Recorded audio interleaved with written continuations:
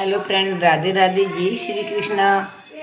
आज एकादशी है। एकादशी की मैं पूजा करने के लिए जा रही हूँ। सभी लोगों को एकादशी की हार्दिक शुभकामनाएं। आप लोग जहाँ कहीं पर हैं, खुश रहो, मस्त रहो, अच्छे रहो। लेकिन मैं अभी एकादशी की कथा पढ़ूँगी। आप लोग मेरे साथ में जुड़ना एंड तक, और आपकी सभी मनोकामना पूर्ण हो। मैं अपने भगवान से, राधा रानी कन्हैया से यही कृपा करती हूँ कि आप लोग मेरी कथा सुने, अपनी मनोकामना पूरी करें।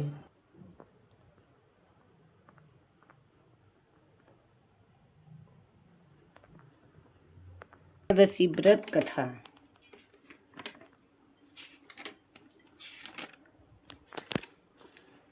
एकादशी व्रत कथा।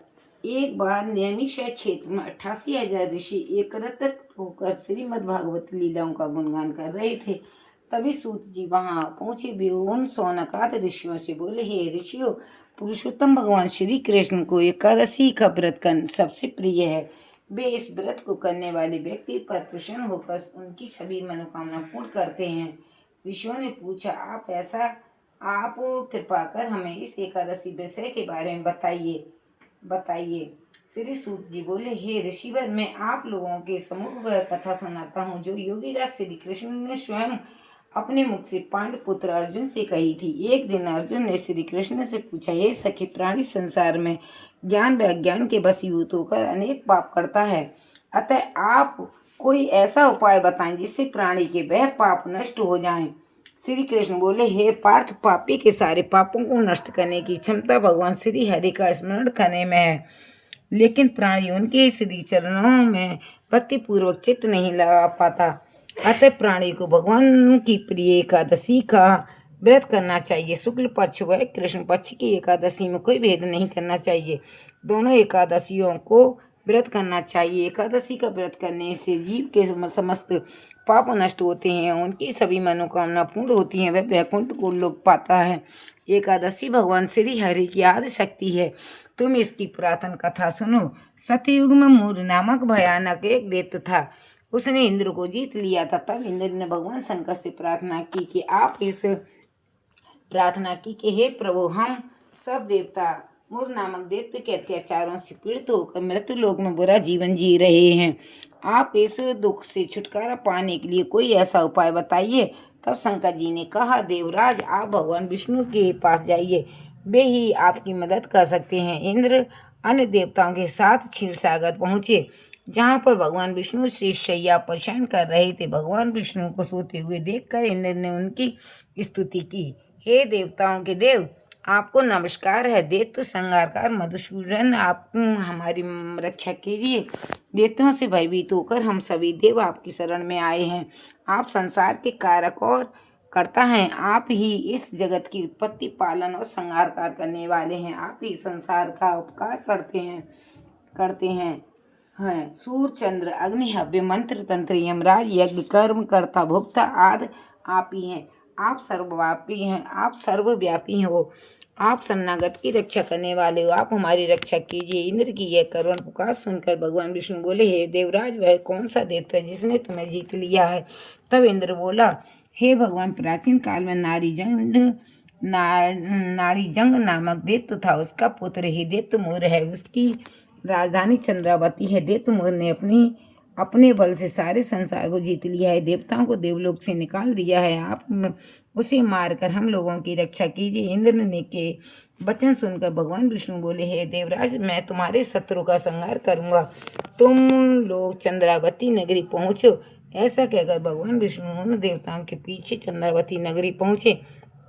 वहां पर अनेक दैत्यों के साथ युद्ध भूमि में पहुंचे। वहां पर मोर अनेक दैत्यों के साथ युद्ध भूमि में गरज रहा था। युद्ध प्रारंभ होने पर असंख्य दानव विविध अस्त्र शस्त्रों को धारण कर देवताओं से युद्ध करने लगे। भगवान विष्णु ने सुदर्शन चक्र से उसके शस्त्रों को काट डाला। इस युद्ध में अनेक दानव मारे गए। दैत्यराज मोर भगवान विष्णु के साथ युद्ध करता रहा। मोर को मारने के लिए भगवान विष्णु ने अनेक जिस भी शस्त्र का प्रयोग करते, वह उसके तेज से नष्ट होकर उस पर फूलों के समान गिरने लगता। अनेक अस्त्र शस्त्रों के प्रयोग करने पर भी जब भगवान विष्णु उसे न जीत पाए तो उन्होंने उससे मल्ल युद्ध करने लगे। 1000 वर्ष तक मल्ल युद्ध करते रहने पर भगवान विष्णु उस दैत्य को नहीं जीत पाए। अंत में भगवान विष्णु विश्राम की इच्छा में बद्रिकाश्रम गए। वहाँ 88 कोस लंबी एक द्वार वाली गुफा में, हेमवती गुफा में शयन करने के लिए घुसे। यह देखकर वह दैत्य भी उनके पीछे गुफा में चला आया और उन्हें शयन करता हुआ देख मारने के लिए उद्यत हुआ। उसने सोचा कि आज मैं दैत्यों के चित्त को शस्त्रों को मारकर सदैव के लिए निष्कंटक हो जाऊंगा। किंतु उसी समय भगवान श्री हरि के शरीर से एक अति सुंदर कन्या दैत्य अस्त्र धारण किए हुए उत्पन्न हुई और वह उस मूर दैत्य से युद्ध करने लगी। मूर भी उससे युद्ध करने लगा। कुछ ही समय में उस कन्या ने मूर के अस्त्र शस्त्रों को काट डाला और उसका रथ भी तोड़ डाला। वह दैत्य उस कन्या पर आक्रमण करने के लिए दौड़ा, पर उस कन्या ने उसे मुक्के के प्रहार से जमीन पर गिरा दिया। वह भी उठकर उस कन्या पर आक्रमण करने के लिए दौड़ा तो उस कन्या ने उसका सिर काट डाला। इस प्रकार उसके यमलोक चले जाने पर उसके बच्चे साथी भयभीत होकर पाताल लोग भाग गए। जब भगवान विष्णु उठे तो अपने सामने मरे हुए असुर को देखकर बोले, हे दुष्टात्मा, दैत्य को किसने मारा है, जिसके गंधर्व इंद्र मरुदगण सहित सब देवता जीत लिए, नाग और लोकपालों को जिसने खेली खेल में जीत लिया, जिससे हार कर मैं भी डरकर इस गुफा में सो गया था, उससे किसने मेरी रक्षा की। वह कन्या बोली, हे प्रभु, मैं आपके ही अंश से उत्पन्न हुई हूँ। आपको सोया हुआ देखकर यह दैत्य आपको मारने के लिए उद्यत हो गया था, इसलिए मैंने इस दुष्ट दैत्य को मार दिया और देवताओं को भी निर्भर कर दिया है। सारे शत्रुओं को भय करने वाली मैं आपकी ही प्रिय शक्ति हूँ। तीनों लोगों की रक्षा के लिए इस भयानक राक्षस को मैंने मारा है। हे प्रभु, इस मरे हुए राक्षस को देखकर आपको आश्चर्य क्यों हुआ, सो कहिए। भगवान विष्णु बोले, हे अनदय, इस दैत्य को मारने के लिए मैं तुम पर प्रसन्न हूँ। तुमने देवताओं को पर उपकार के साथ ही तीनों लोगों में आनंद कर दिया है। तुम्हें जो इच्छा हो वो वर मांग लो, मैं तुम्हें ऐसा वरदान दूंगा जो देवताओं को भी दुर्बल होगा। कन्या बोली, हे भगवान, यदि आप मुझ पर प्रसन्न हैं तो मुझे वह वरदान देना चाहते हो तो दो। मुझे यह वर दीजिए कि आज के दिन जो भी उपवास करे तो मैं उस व्रती को उसके पापों को उतारने में समर्थ हूँ। इस उपवास के पुण्य का आधा पुण्य रात्रि के भोजन करने वाले को उसका भी आधा पुण्य, सायंकाल भोजन करने वाले को उसका भी आधा पुण्य, दिन में एक बार भोजन करने वाले को प्राप्त हो। जो जितेंद्रिय होकर आज के दिन भक्तिपूर्वक उपवास करें सो आपके धाम वैकुंठ को जाएं और सैकड़ों कल्प तक निवास करें, अनेक सुख भोगें। जो भी व्यक्ति आज के दिन उपवास करे, सायंकाल भोजन करे, वह मोक्ष मिले। भगवान विष्णु बोले, तथास्तु मेरी परम शक्ति, तुम एकादशी तिथि को उत्पन्न हुई हो, इस कारण तुम्हारा नाम भी एकादशी ही होगा।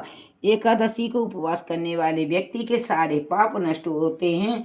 नष्ट करके मैं उसे अक्षय स्वर्ग दूंगा। तिथि अष्टमी, नवमी, एकादशी, चतुर्थी, ये तिथियां मुझे विशेष प्रिय हैं। इनमें भी एकादशी का व्रत सब दान और सब तीर्थों में अधिक फल देने वाला है।